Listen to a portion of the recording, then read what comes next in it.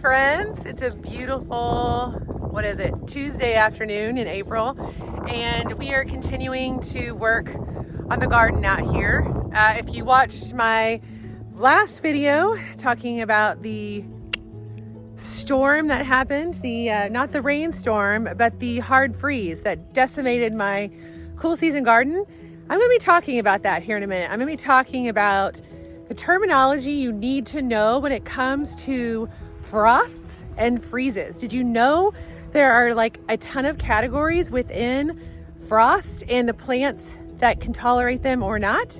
Yes.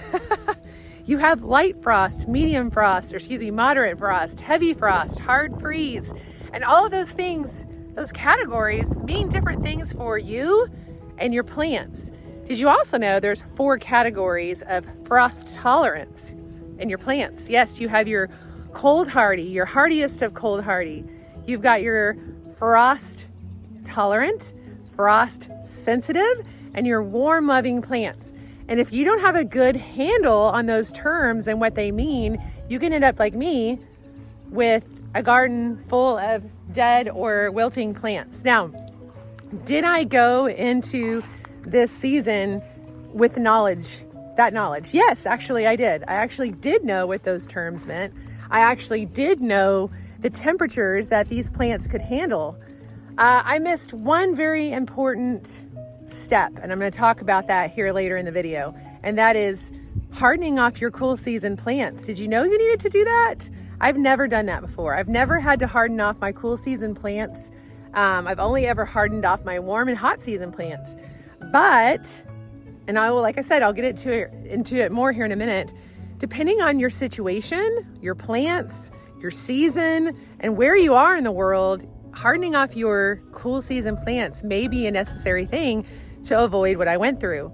Now, granted, we had a huge storm come through the week that I was planting them out, a rainstorm with winds, high winds and rain.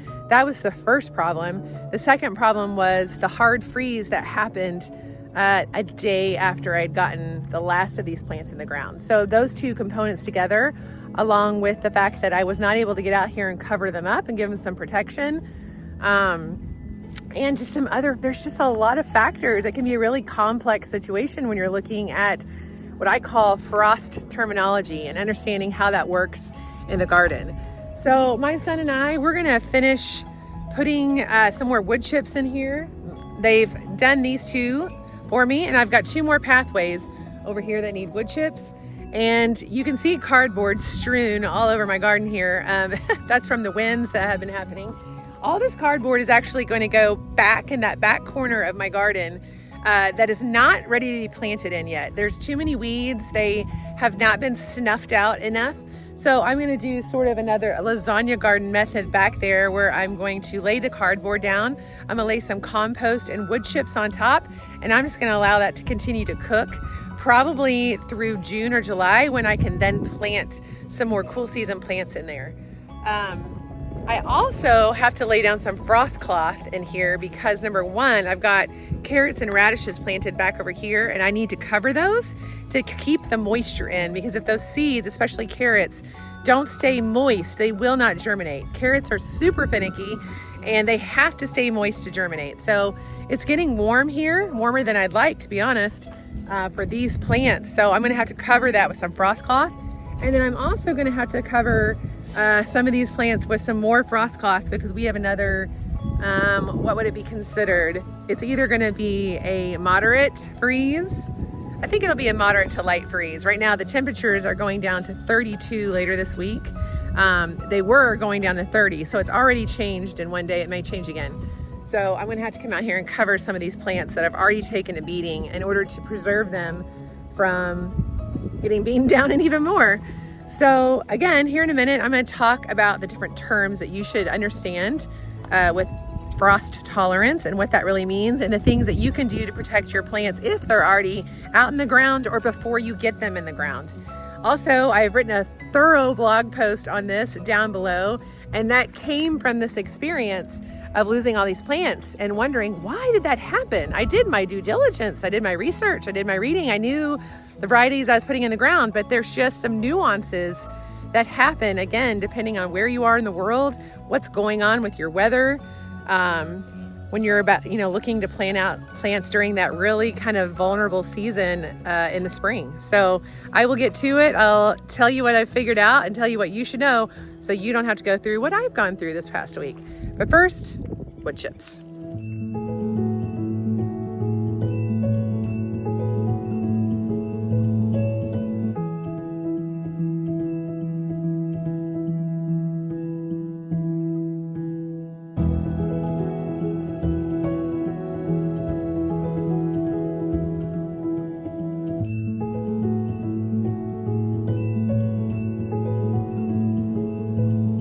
Yay for progress. Doesn't it look good? Starting to see the garden come together.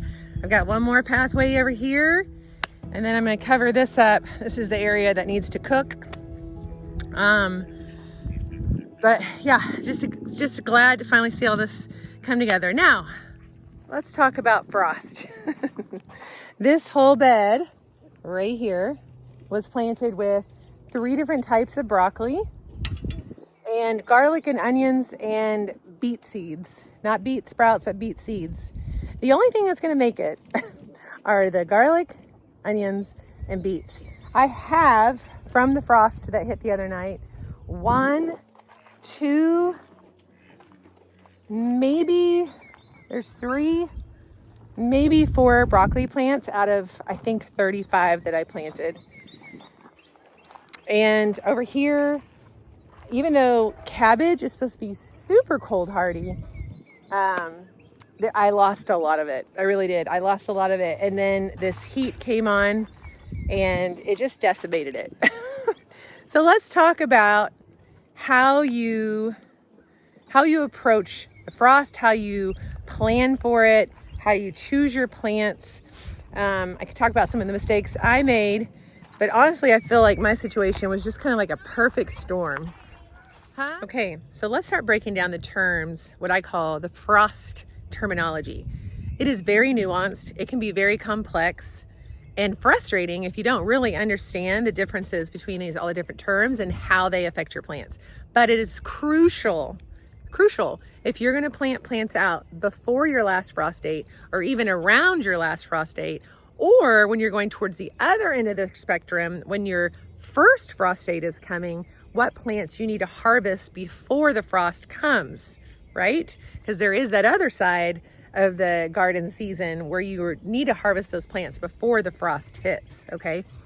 So you have different categories within the frost category, okay? So you have a light frost, which is down to 32 degrees Fahrenheit, so 32 degrees Fahrenheit and above.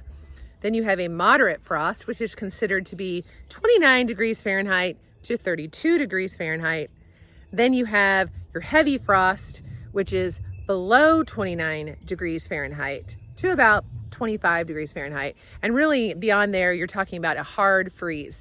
And truthfully, a hard freeze can be 30 degrees Fahrenheit given certain conditions. After you've understood the different definitions or the defining range for a light frost, moderate frost, or heavy frost, then how does that apply to the different tolerance levels of your plants? There's 4 categories there. You have from the coldest to the warmest loving plants, you have your cold hardy or frost hardy, frost tolerant, frost sensitive, and then your warm loving. So let's start over here at the frost or cold hardy plants. Your frost or cold hardy plants can easily handle, in most cases, light or moderate frost. They can easily handle temperatures 29 degrees Fahrenheit and above. When you start etching down below 29 degrees Fahrenheit, most cold hardy plants can handle that. But there's some ifs, ands, or buts that go along with that, okay? If you take your baby plants like I did from inside in this temperate ambient air, which is generally in my house from like 60 to 65 degrees Fahrenheit, and you bring them out here and they're immediately exposed to freezing temperatures, that could very well kill them off, as it did most of my plants that were supposed to be cold hardy. They just weren't ready. And I talked about in my overcoming failure in the garden video they weren't ready. They went from really nice and cozy to freezing cold, and they just couldn't handle it. Now, had they been hardened off for a week or two before I put them out in the garden, and I talk about that in my blog post down below, if I would have set them outside on days when the temperatures were 40 degrees Fahrenheit and above, and just let them sit out and start taking in that different temperature level, they probably would have handled that frost a lot better.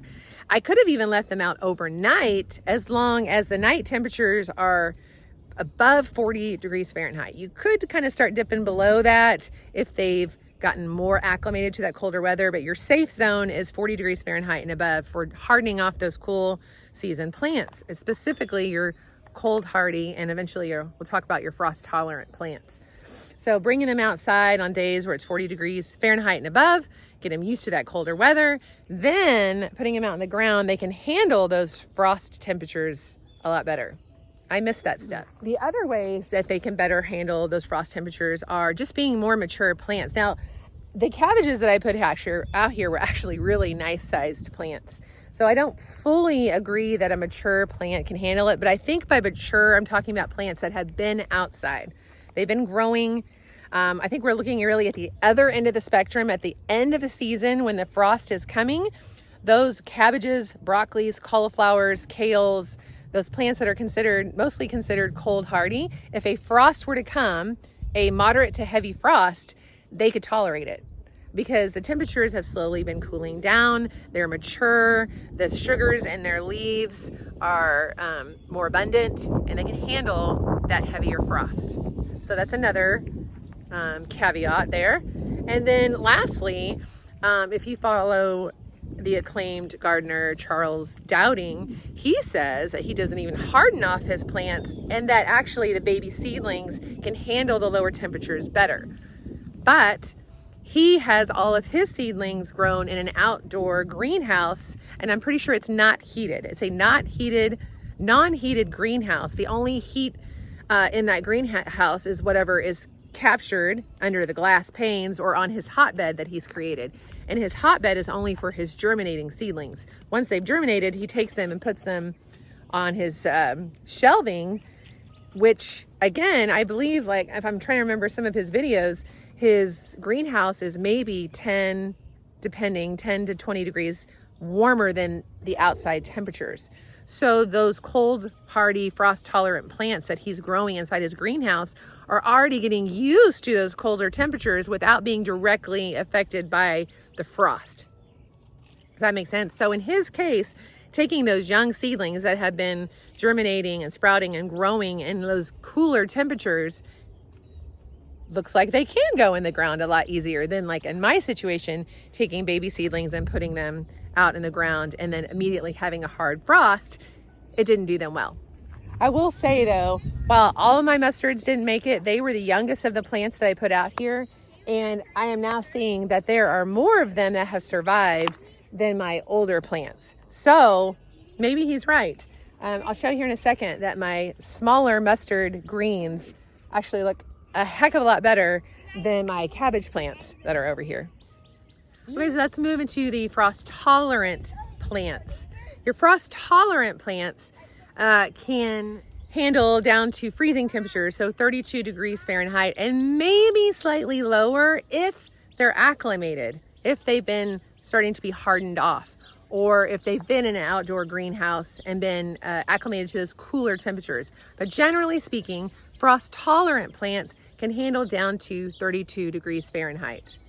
Again, if you take them directly from your ambient household and put them in the ground and they're exposed to 32 degrees Fahrenheit, they may not make it. So hardening them off, again, in the same way that you harden off cold hardy plants, may be the way to go. It's the safer way to go. Again, I learned from experience, don't just take your babies out from your house and put them directly into the ground. It's probably not going to go well. So your frost tolerant plants, they're still can handle those cooler, even colder temperatures down to 32 degrees, but not as well as your cold hardy. So you really want to be watching your temperatures. And if you notice that temperatures are going to be right there at that 32 degrees Fahrenheit, I would err on the side of caution and either cover them with a frost cloth, which we'll talk about in a minute, or don't have them outside yet if you haven't put them in the ground already. If they're in the ground, cover them. If they're not, take them inside. If you're hardening those plants off, again, if your evening temperatures and your daytime temperatures are above 40 degrees Fahrenheit, they should be fine to be outside getting used to those cooler temperatures. Okay, frost sensitive plants. Frost sensitive plants really can't handle frost at all. They can handle cooler temperatures above 40 degrees Fahrenheit. So your warm loving plants, which we'll get to in a minute, really don't even like temperatures that low. But these plants, your frost sensitive plants, they can handle those cooler temperatures, but if their leaves have direct contact with frost, they very likely are going to be damaged or could even die depending on how long they're exposed to those cooler temperatures. So again, harden them off, making sure that you don't leave them outside below 40 degrees Fahrenheit, and make sure before you plant them out that your temperatures aren't going to, 10-day forecast, make sure your temperatures are not going to be dipping below 40 degrees Fahrenheit, or you're going to need to cover them with a frost cloth or a pot or something along those lines to protect them from direct contact with the frost. Now, all of the plant lists for cold hardy, frost tolerant, frost sensitive, and warm loving are in my blog post, which I've linked in the description below. So you can go there and see the plants that are generally considered cold hardy, frost tolerant, frost sensitive, and now warm loving. Your warm loving plants are the plants that you absolutely, and actually you're frost sensitive too. You do not want to plant those out before your last frost date, because clearly they don't handle the frost well. Your warm loving plants, you absolutely do not want to have anywhere near frost temperatures.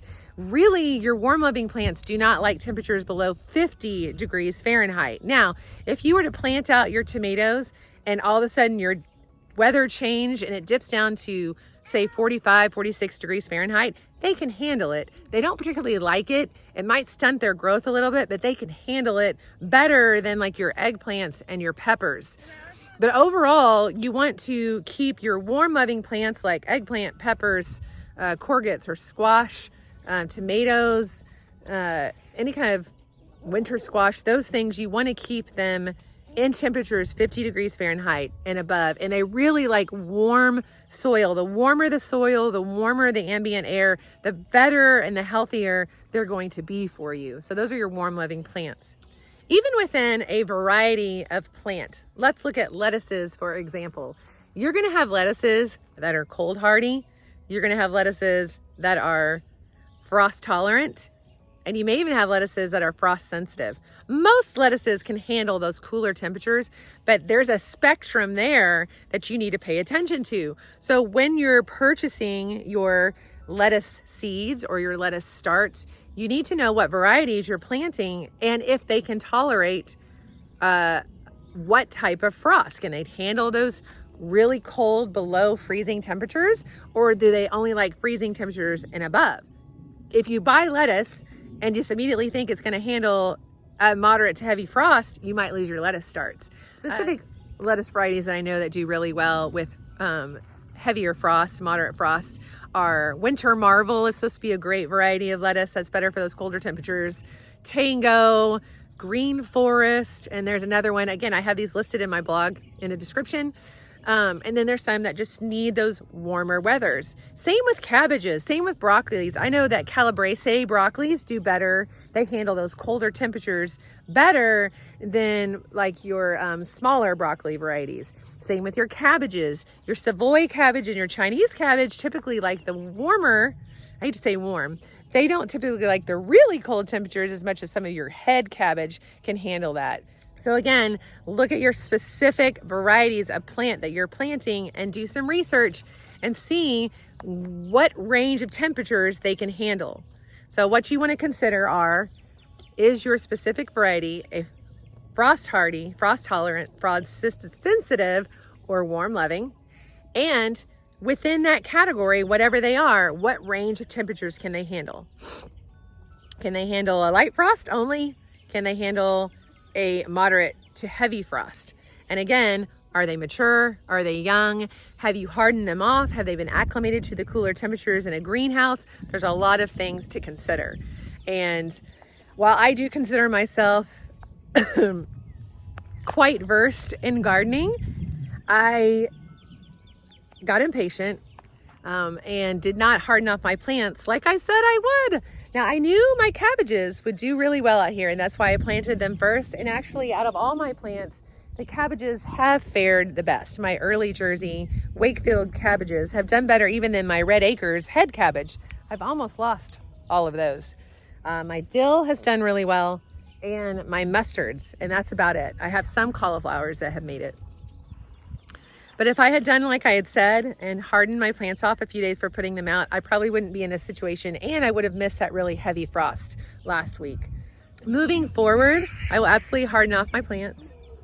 I may just wait to the fall to plant some of these things that just do better once they've kind of been, again, set in the ground and the temperatures start cooling off, and they're just over the course of time getting used to those cooler temperatures. They can handle those frosts a lot better and can even overwinter in Michigan probably through December, maybe even January. If they're covered really well, who knows? They could probably make it through the early spring of next year. I'm gonna try it this year, that's my goal.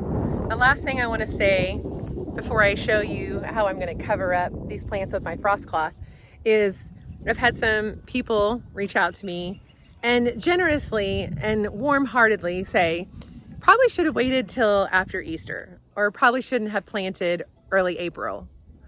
Or my grandpa used to always say, don't plant before Easter. And yes, absolutely, there are cases where that is true. But I know that I could have been planting some of these plants as early as late February and March had the weather cooperated. And that's kind of why I've got impatient, because every time I tried to get out here prior to last week, it would snow or it would rain or something would come up in our schedule that wouldn't allow me to get outside and get those plants sown in the ground or planted earlier in their earlier state, you know. But I absolutely know that especially under frost cover, you can grow lettuces, cabbages, beets that have already sprouted, all kinds of things that you can actually grow in late February and March in the cool season, especially if you covered them with a frost cloth. So I'm not going to say that you have to wait till after Easter or April to plant your plants. Some plants you need to, absolutely.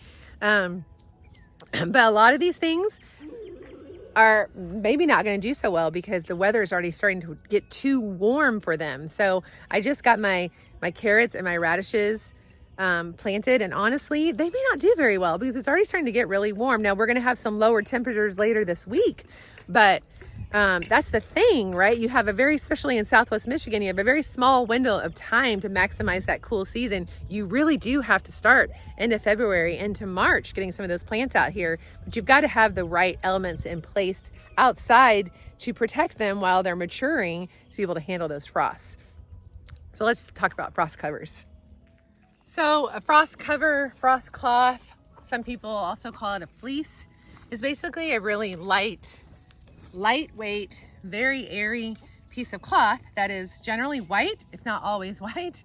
It allows the sun to come through, but it provides a measure of protection from the actual frost to your plants. And you can use it in a variety of ways, like I'm going to show you here. Right now, I'm going to take this frost cloth that I've had for 2 or 3 years now. This one's lasted me quite a while. I'm going to use this to cover my recently seeded or sown carrots and radishes. And the reason for that is they are not going to be bothered by the frost, but they're going to be bothered by the sun, evaporation of the water that I've put into the soil. So carrot seeds in particular really need to stay moist to germinate, and they take a long time to germinate. So you really have to work to keep them moist during that germination period. So by putting a board, cardboard, or even a frost cloth like this on top of the area that you've sown those seeds are going to help to hold in that moisture. So that's what I'm doing right here. Fortunately, it's a little windy today, so I'm having to put some rocks down right now to hold this down. But you can absolutely tack down your frost cloth with stones or whatever you have, a heavy piece of wood or metal that's going to hold that frost cloth down over your plant. So as you can see here, I'm just lightly laying this frost cloth directly on the surface of the ground.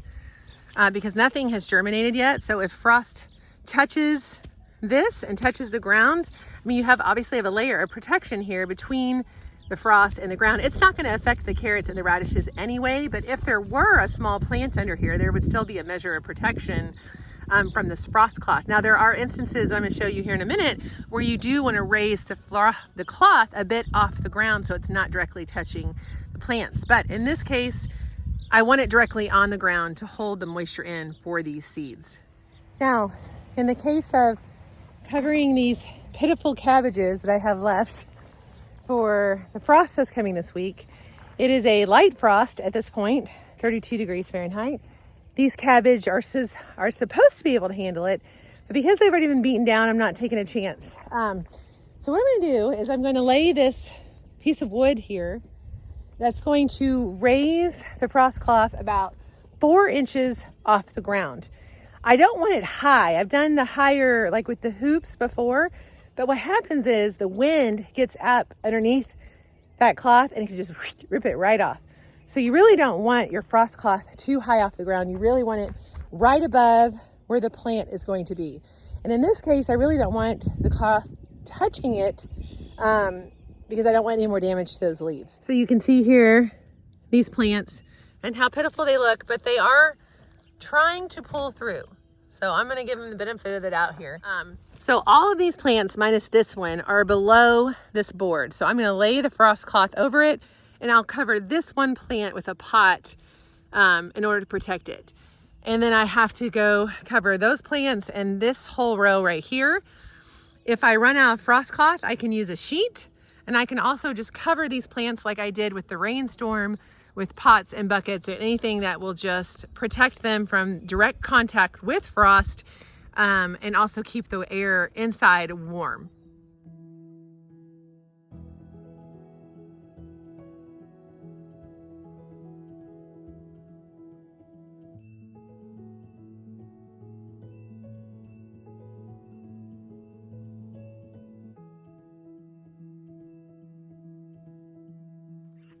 And there you go. That's how it's done. Buy a quality frost cloth if you can. They really can last you through the years. Like I said, that one over there I've had for I think 3. This will be my 4th year of using it. So take care of them and they'll last a long time. So I'm just going to continue working out here. I'm going to get these covered. I think I'm going to have to use pots over there, but I hope this has helped kind of demystify the frost terminology. There is some work required on your part to understand when your last frost dates are, what is typical for your region, which really means you could be talking to gardeners in your area that have done this before and can really give you some insight, because it does vary even within, you know, even within my region. There's probably differences, you know, 10, 15 miles from here than what I experience here in this area. And then additionally, just knowing your plants, knowing what they can tolerate, even within a specific variety or cultivar. Every lettuce is different, every cabbage is different. You kind of have to do the research to know what your plants can tolerate. And last but not least, get them acclimated to the weather, whether it's an outdoor greenhouse or hardening them off. I've listed all these things out for you in my blog post in the description. I highly suggest reading it, taking notes, printing it off, and keeping it with your planting plan so that you can not lose plants this year. Please don't do what I did and lose half your garden to a frost.